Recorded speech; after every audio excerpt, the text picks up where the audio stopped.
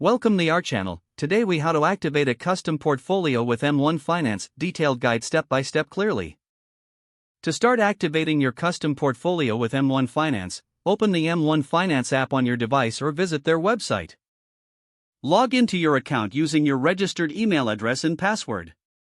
Once logged in, navigate to the Invest tab located on the main menu. Look for the option labeled Create a Custom Portfolio and click on it. You will be prompted to choose between starting from scratch or using an existing template. If you choose to start from scratch, you will be taken to a blank canvas for your portfolio. Begin by adding individual stocks or ETFs by using the search bar. As you find the assets you'd like to include, select them and allocate the percentage of your portfolio for each. Ensure the total allocation sums up to 100%. Next, click on the Next button to review your selected investments. On the review page, you will see a summary of the stocks and percentages. Make sure to double-check everything is correct before proceeding. If necessary, you can go back to make adjustments to your selections. Once you confirm your choices, click on the Create Portfolio button. After creating your portfolio, you will have the option to set up automatic deposits. Choose the frequency and amount that suits your investment strategy. Review your settings and finalize your automatic deposits. Now, your custom portfolio is ready to be activated.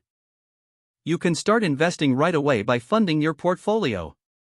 To do this, head back to the Invest tab and select Funding. Select your funding source and enter the amount you'd like to invest.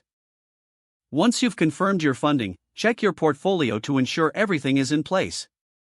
You have successfully activated your custom portfolio with M1 Finance. If the page does not load, refresh the browser or try again in a private or incognito window. Make sure you are using the correct email address, then retype it carefully to avoid small typos.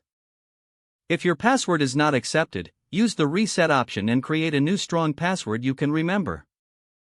Check your spam folder for verification or security email. Enable two-factor authentication if available to improve account security and reduce unauthorized access risk. After signing in, review your profile details so your contact information and settings are accurate and current.